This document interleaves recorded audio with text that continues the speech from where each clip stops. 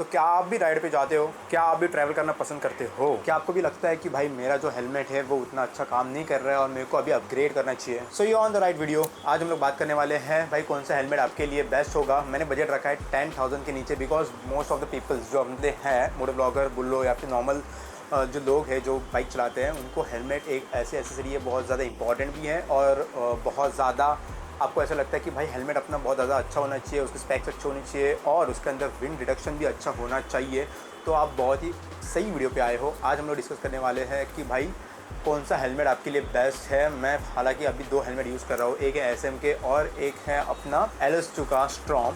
सो मैं बताने वाला हूँ कि कौन सा हेलमेट बेस्ट रहने वाला है। आपको क्या 5 to 6,000 के अराउंड अगर आप जा रहे हो तो कौन सा हेलमेट आपके लिए अच्छा रहेगा, और अगर आपका बजट थोड़ा ऊपर जा सकता है, 10,000 के अराउंड जा सकता है, तो आपके लिए कौन सा हेलमेट अच्छा रहेगा। तो ये मैंने पूरा ट्राइड एंड टेस्टेड किया हुआ है, तो मेरे को अभी पता चल गया है कि भाई कौन सा हेलमेट मेरे लिए बेस्ट है। तो इस हिसाब से मैंने सिलेक्ट किया है और आपके ऊपर है ये कि आपको कौन सा हेलमेट अच्छा होना चाहिए। तो चलो गाइस इस वीडियो की शुरुआत करते हैं।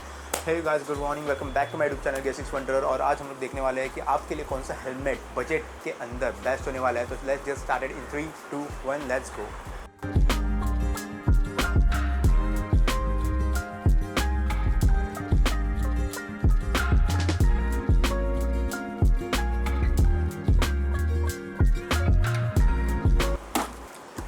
पहले हम लोग बात करने वाले हैं SM के टाइफून के बारे में। भाई ये हेलमेट को मैंने लेके 2 साल हो गए पूरे कंप्लीट, और मैं इसको बहुत अच्छे से यूज़ कर रहा हूँ। अभी तक ये बहुत अच्छे से चल रहा है। आप देख सकते हो बहुत सारे एसेसरीज मैंने इसके अंदर इंस्टॉल किए हुए हैं। तो अगर आपका रेंज समय अराउंड 6,000 के नीचे है तो आप ये हेलमेट के लिए जा सकते हो। भाई ये हेलमेट का आप देख सकते हो कि ये हेलमेट का जो शेल है वो पूरा पॉलीकार्बोनेट शेल है। तो एक चीज़ अच्छी है, मतलब प्लास्टिक से ऊपर रहता है। अगर उसमें कुछ भी डैमेज होता है तो भाई ये पूरा स्प्रेड हो जाएगा। आपको बहुत ही कम चांसेस है आपके हेड का कुछ डैमेज होना या फिर कहीं पे आपको चोट लगना, बहुत कम चांसेस है। बाकी आप देख सकते हो इसके अंदर पिन लॉक भी इंस्टॉल आता है। हालांकि इसका जो पिन लॉक है वो 30 वाला है, तो वो मेरे को बहुत दिक्कत देता था। पर हम लोग एक काम करने वाले हैं, पहले मैं इसके एडवांटेजेस के बारे में बोलने वाला हूँ, उसके बाद में मैं डिसएडवांटेजेस के बारे में बोलने वाला हूँ, और उसके बाद हम लोग डिस्कस करने वाले हैं कि इससे बेटर कौन सा हेलमेट हो सकता है जो मेरे पास अभी फ़िलहाल है। तो सबसे पहली बात की जाए इसकी कंफर्ट की, तो भाई इसकी पैडिंग बहुत अच्छी है। बहुत अच्छी तरीके से इसका जो पैड्स है वो कंफर्टेबली आपका शेप ले लेते पूरा मुँह का। हालांकि भी 2 साल हो गए तो मेरे को लगता है कि कहीं पे इसकी पैडिंग थोड़ी बहुत मतलब सॉफ्टर साइड पे चली गई है और उतनी स्टडी नहीं रह पाती। तो 2 साल के बाद तो हालांकि कोई भी हेलमेट वाला आपको बोलेगा कि भाई अंदर की पैडिंग चेंज करोगे, तो बहुत अच्छी चीज़ है। दूसरी चीज़ आती है इसका वाइज़र। इसका वाइज़र बहुत अच्छा है और बहुत ही क्लियर विज़न रहता है इसके अंदर, और आपको ये जो विज़न है ये बहुत ज़्यादा है तो आपको बहुत ही अच्छी तरीके से दिखता है। तो थर्ड बात आती है विंड रिडक्शन की। तो भाई विंड रिडक्शन में ओके परफॉर्म कर लेता है ये, इतना कुछ आपको प्रॉब्लम भी नहीं होता और उतना ज़्यादा अच्छा विंड रिडक्शन भी इसका है नहीं, बट ओके ये काम कर लेता है। वेंटिलेशन की हालात बात की जाए तो वेंटिलेशन बहुत अच्छा, अंदर ऐसे कुछ सफोकेशन फील नहीं होता, और आपको थ्रू आउट द डे अगर आप ये पहन के आप चला रहे हो और अगर आप बहुत ज़्यादा गर्मी में भी चला रहे हो तो फिर आपको ठंडक मिलती रहेंगी अंदर, बिकॉज का वेंटिलेशन बहुत ज़्यादा अच्छा है। हालांकि बारिश के टाइम पे पता नहीं कहाँ से भाई वो पूरा भीग जाता है हेलमेट। पहले नहीं भीगता था, अभी भीगने लग गया। तो मे भी ऐसा हो सकता है कि भाई बहुत चलाने के बाद इसको अभी कहीं ना कहीं वेर एंड टेयर हो गया होगा अंदर, तो पानी आ जाता है तो पूरा जो पैडिंग है वो सॉगी हो जाता है। तो अगर बात की जाए कि एसेसरीज़ लगाने की, तो बहुत ही कंफर्टेबल ब्लू आर्मर मैंने यहाँ पे लगाया है। उसके अंदर पूरा वायरिंग की हुई है। हालांकि इसके अंदर मैंने बोया लगाया था तो यहाँ पे मेरे को कट करना पड़ा था पीछे का ये जो है।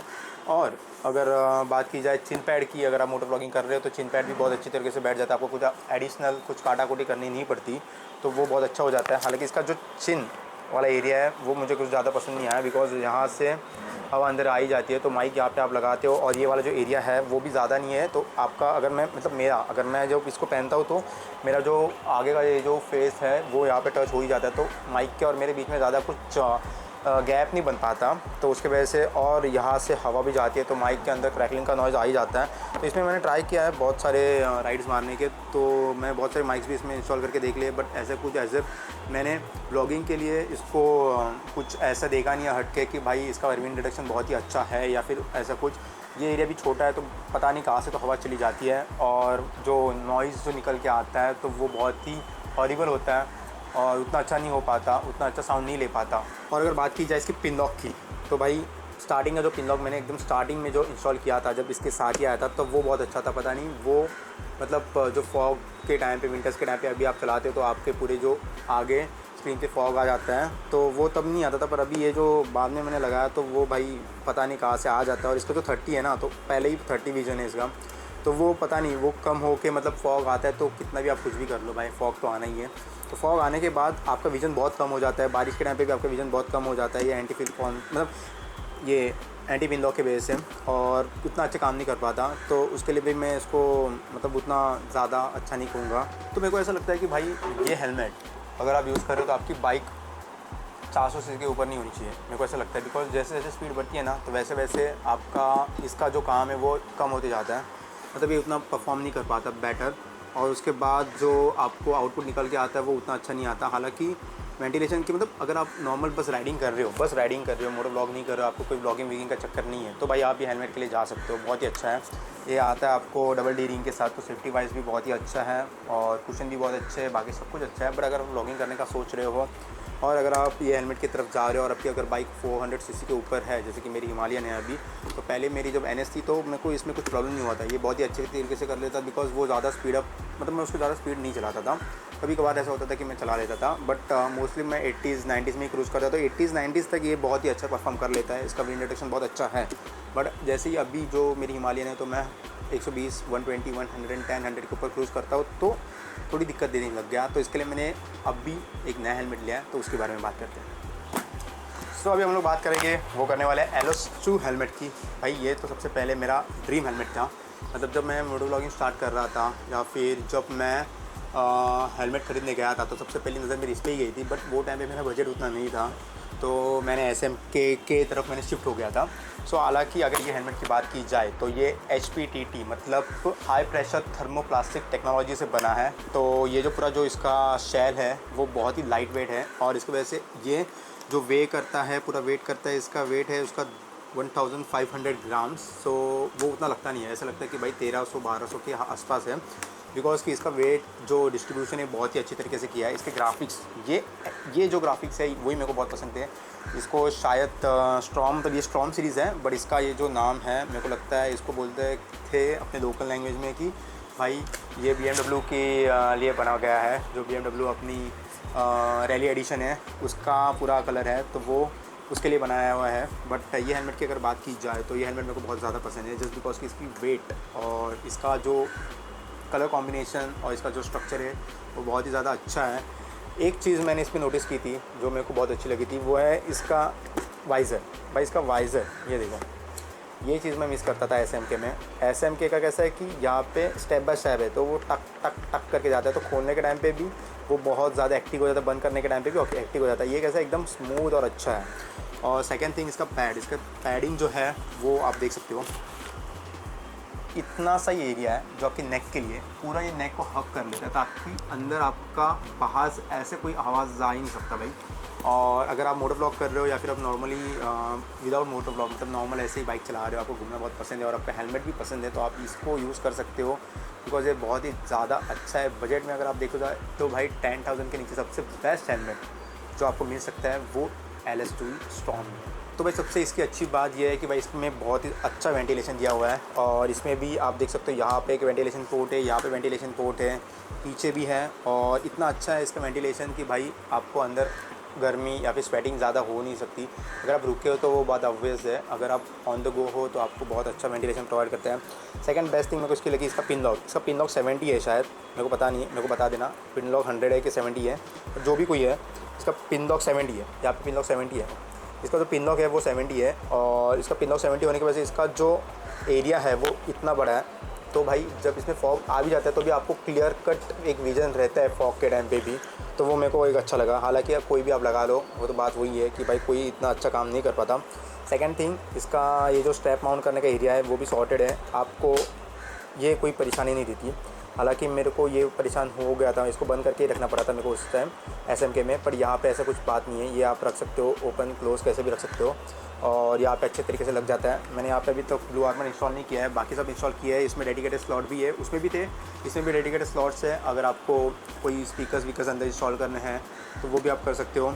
सो इसकी पैडिंग की बात की जाए तो पैडिंग इसकी बहुत अच्छी है, बहुत सॉफ्ट है, और बहुत ही अच्छी तरीके से आपको हक कर लेती है। और मैंने इसको बहुत ज़्यादा ट्रैफिक में चलाया तो इतना ज़्यादा गर्मी मेरे को हुआ नहीं था, हालांकि जब आप चलाते हो फास्ट तो आपको वैसे गर्मी होती नहीं है, बट ट्रैफिक में मेरे को इतना ज़्यादा गर्मी स्वेटिंग हुआ नहीं। इसका वेंटिलेशन अच्छा है, प्लस मैंने इसको बहुत ज़्यादा बारिश में भी चलाया तो कहीं से भी लीकेज ऐसा कुछ नहीं हुआ, कुछ भीगा नहीं था, अंदर कुछ भी सॉगी नहीं हो चुका था जिसके से आपको कंटाला आता है कि भाई पूरा गीला गीला ऐसा लग रहा है, ऐसा हो जाता है, तो वो भी बात नहीं है। तो बात करते हैं भाई प्राइस पॉइंट की, तो भाई इसका लगभग 10,000 के आसपास जाता है।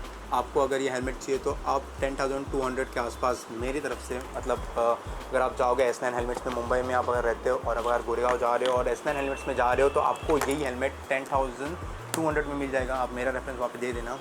और अगर आपको बजट कम है तो आप SMK के लिए जा सकते हो, बट मेरे को ऐसा लगता है कि ये हेलमेट पे आप एक ही बार इन्वेस्ट कर लो और आपको सालों साल देखने की ज़रूरत ही नहीं है। चेक किया है कि भाई ये हेलमेट का जो वॉइस रिडक्शन है, जो नॉइस रिडक्शन है, वो इतना अच्छा है कि भाई मैंने ये हेलमेट के साथ मेरे अपने हिमालयन पे मैंने 120, 130, 140 तक गया हूँ और उसके बाद भी इसका अंदर जो माइक है उसमें डिस्टॉर्शन का नामो निशान नहीं था। अभी मेरे को पता नहीं वो माइक की खासियत है या इसकी है, बट इसमें तो मेरे को ऐसा लगता है कि भाई इसका जो आगे का जो पोर्शन है वो एक तो बहुत चौड़ा है, सेकेंड थिंग इसका जो आगे का है वो थोड़ा आगे की साइड है, तो ना इतना ज़्यादा थोड़ा स्पेस रह जाता है आपका और हेलमेट के जो आगे का शेल है उसके अंदर, तो अच्छी तरीके से हेलमेट के अंदर माइक प्लेस हो जाता है और उसके बाद आपको जो आवाज़ मिलती है वो बहुत अच्छी मिलती है। और यहाँ पे देख सकते हो इसका चिन प्रोटेक्शन वो भी बहुत ज़्यादा बड़ा है, तो उसकी वजह से कहीं से भी आपको लीकेज होने की टेंशन ही नहीं है भाई कि कहाँ से तो हवा जाएगी अंदर और उसके बाद आपका वॉइस जो है वो ख़राब हो जाएगा।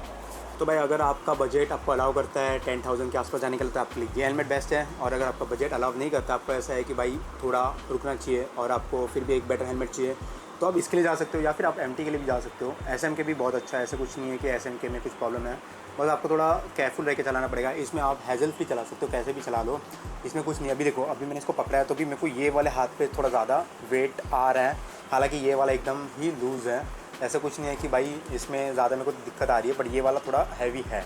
Okay, so that's it for this blog guys. I hope मैंने आपको बहुत अच्छी तरीके से एक्सप्लेन किया है और आपका जो भी कुछ कन्फ्यूजन रहेगा वो अभी दूर हो चुका होगा और आपको एक क्लियर कट आइडिया मिल गया होगा कि आपको किस हेलमेट के लिए जाना चाहिए। अगर आपका बजट अलाउ नहीं करता तो आपको SMK, अगर आपको बजट अलाउ करता है तो आप जा सकते हैं LS2 के लिए। सो आई होप आपको वीडियो अच्छा लगा होगा। कुछ भी अगर डाउट रहेगा तो आप कमेंट सेक्शन में मुझे कुछ भी पूछ सकते हो, और अगर और कुछ वीडियोस आपको किसी भी रिलेटेड मोटर ब्लॉगिंग चाहिए होगा तो भी आप कमेंट सेक्शन में मेरे को बोल सकते हो, या फिर मेरे को इंस्टाग्राम पे आप मेरे को डायरेक्ट मैसेज कर सकते हो। इंस्टाग्राम का जो हैंडल है वो आपको नीचे मिल जाएगा। सो do make sure you also subscribe me on YouTube and also follow me on Instagram, और कमेंट करना मत भूलना और शेयर करना इसको ज़्यादा से ज़्यादा आपके दोस्तों के साथ ताकि उनका भी कन्फ्यूजन दूर हो जाए। तो चलो मिलते हैं नेक्स्ट ब्लॉग में, तब तक के लिए बाय बाय एंड एंजॉय।